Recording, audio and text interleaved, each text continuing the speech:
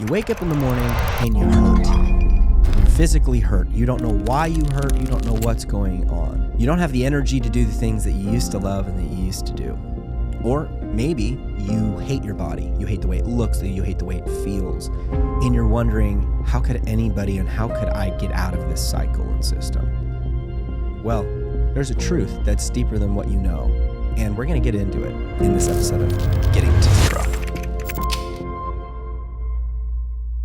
So we've talked about a lot of things. We're going to talk about your physical body in this episode.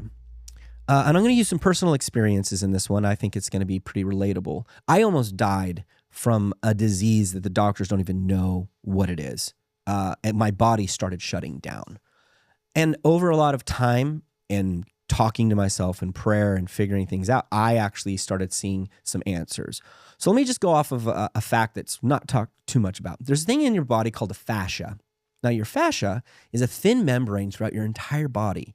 Its job is to retain memory so that it protects you so that you don't do the same thing again. Get punched in the stomach, and then all of a sudden you're like, ow, that hurts. Somebody goes to punch you again, and your body flexes without you even realizing it. Why is it doing that? That's your fascia connecting to the memory to know of what's going to hurt to protect your body from other blows that happen.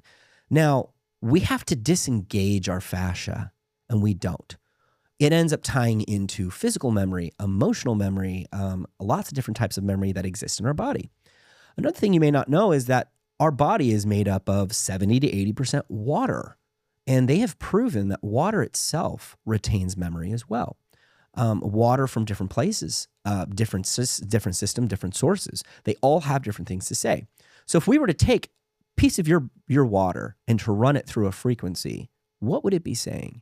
Would it be saying that I'm the happiest that I've ever been? Or would it be speaking a truth, a sad truth? Probably don't feel good. You probably don't like yourself. You look in the mirror, you feel regret. You try to sleep, and when you do sleep, you don't want to get up because you have to face the day, and you think that's a depression. Well, it could be a physical depression just as much as it's emotional depression. Your body's memory is telling you things that you don't want to hear and you don't want to face. So let me just rewind. 3 years ago, all of a sudden, my body stopped working. I was taking photos while running my coffee shop. I was doing photos on the side, and I barely had enough energy to get out of my car, set up a tripod, take some photos of a house, and go back home. I could do, my prime, I was doing 12 houses a day for real estate shoots, and I could barely get to one, maybe two in a day, and my energy was gone. I remember going to the gym, trying to do the regular exercise, and it was like, hey, I'm just going to do a light jog on the cardio, just a nice jog. Couldn't get through it. I was out of breath within 3 steps. My body was literally giving up on me, and I didn't know what was going on. I felt discomfort with my relationships at home. I felt discomfort with people at my church. I felt discomfort with a lot of things. And I didn't realize that all of the memory I was experiencing of words spoken over me that I spoke over myself, but they spoke over me as well, has built up to a point that my body couldn't take it anymore and shut down. The stress that my body was feeling from the finances at my shop, the stress my body was feeling with the rumor mill at my church, the stress my body was feeling with responsibilities that I had that I just couldn't escape from. And I ended up going to the doctor. They did tests. I was healthy. They couldn't see anything wrong with me. But on the right side of my neck was a cyst about the size of a baseball that was building up with all my lymphatic fluid. They had no clue why. Still to this day, we don't know why. But after having a lot of time and looking into it and having special procedures to keep my body functioning, I ended up finding out that I was holding on to a lot of stress physically, and it was locking my body up, locked my lymphatic system down. And I had to sit there and kind of go over every pain and ask myself a question. It may seem weird talking to your body, but what happens when you burp? You go, oh, okay, and you feel something shift. Talk to your body that way. You have a fart. We all do it. What are you doing? Your body's telling you something. Thank you, or hey, I'm able to digest this. What's going on? But all of these little details, we kind of get lost in the sauce. We don't actually sit there and talk with our body. So I ended up sitting around for 6 months trying to process emotion and trying to process what my body was going through. I had maybe an hour of energy a day that I could physically get up and do anything. And my wife went through so much during that season. If it weren't for her kindness, I wouldn't even be here having this conversation with you. And in that 1 hour, I started doing things proactively. I started, if I could cook, I learned a new recipe and I would spend an hour cooking that recipe so that way I could get my mental health better, so I could get myself out of it. But in my body was retaining memory of a lot of rejection that I felt at the church, a lot of rejection that I felt with relationships. And it manifested itself physically in my body as a cyst.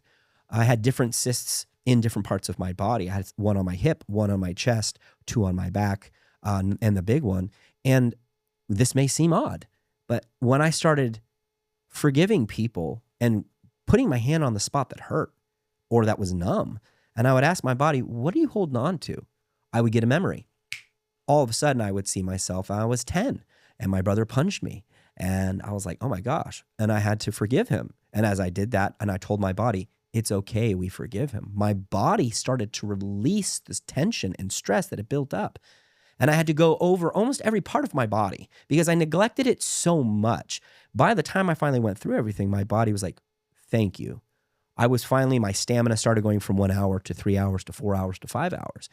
Now it's to the point I can still do 18-hour days, no big deal, but I have to take and be very aware of myself. My body will tell me, hey, you're crossing the line. Hey, you're going too far. But it's on the opposite end. If I don't give my body the exercise it needs and I'm not feeding into it, all of a sudden my body's going, hey man, I need you to go for a walk. Hey, you need to eat some vegetables. I need you to give me a little bit more protein. Hey, I need you to take care of me. And I have this relationship now with my body that it's telling me what it needs. And what you may not realize is we don't ever talk about our body other than we neglect it. We don't take care of it until we've eaten way too much junk food and we're throwing up, or we have food poisoning, or we break our leg, or whatever. We push ourselves, always forcing ourselves to go to the nines to fulfill an unrealistic expectation that society puts onto us. And when we finally have a moment to sit with our body and go, are you okay with this? Most of the time our body goes, no, what are you talking about? I'm not okay with this. You've been neglecting me. Just think of it as a long friend that you've had forever that talks to you through emotion and pain. All of a sudden, your hip starts to hurt. Why does it hurt? All of a sudden, your shin starts to hurt. Why does it hurt? And our body was knitted together in such a specific way that whatever we mentally feel, it will start to imitate as well. So we have to keep our mental health, which we'll get a little bit more into, but we also have to align our physical health by asking it the right things. So all of a sudden, you have this amazing idea. You're like, I'm going to learn fencing, and you will learn sword fencing. Why not? Sounds like a fun habit. Go out there to try and learn it, but your body is so exhausted and tired. It can't even hold the sword properly. You can't stand for that long. You can't do a lot of stuff. You're sitting playing video games for too long, or you're on your phone too long, or you're sitting all the time at your work and you're not getting any physical exercise. These things take from you. And as we're talking about getting to zero, all of a sudden, all these things that you think are okay and all these things that you've permitted throughout your life, you realize you've neglected your body, your best friend who's been with you from the beginning, and you've neglected it. And now that neglect is building up. So if you're watching this, you're thinking, or you're reading this, how do I get through this? How do I get past this? Sit down, go over every pain in your body, rub it, and go, why do I feel this? And take a minute, take a deep breath. What normally happens is your body will start to communicate to you. You're going to have a memory. You're going to see yourself as a kid. You're going to see yourself as an adult. You're going to see something, and you're going to have an experience of when you smacked your knee in the car, but then you're like, stupid, I can't believe it.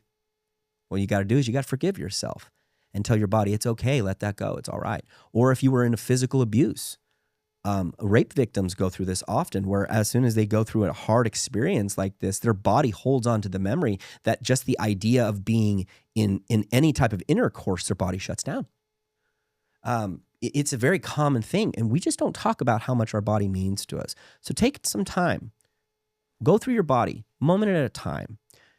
When I went from an hour of stamina to 18 hours, it took me about a year of going through my body and asking it questions and asking why. And I learned a lot about myself. I learned a lot about my emotional health as much as I learned about my physical health, and learned that I was neglecting my feelings. You know, you can only take care of others as much as you can take care of yourself. Because if you fall apart in the process, you're not going to be good to anybody. And so if you have all these dreams and aspirations, you're like, oh man, my brokenheartedness is finally good and I'm able to do this, but you physically can't do it. Why? Now, there are a lot of odd things that I don't know. I don't know about MS. I don't know about a lot of diseases. I don't know a lot about these things. And so if you're going, how dare you ignore these things? I have no idea what your body's doing with those things. I don't know. But I can tell on the average person, on the day-to-day, we neglect our body. And so we should probably do better on that. The next episode, we're going to go from our body. We're actually going to go to our mental health. We're going to go to our mind and talk about some mental health things that you yourself may not know about that I think is really going to help you out. So stay tuned.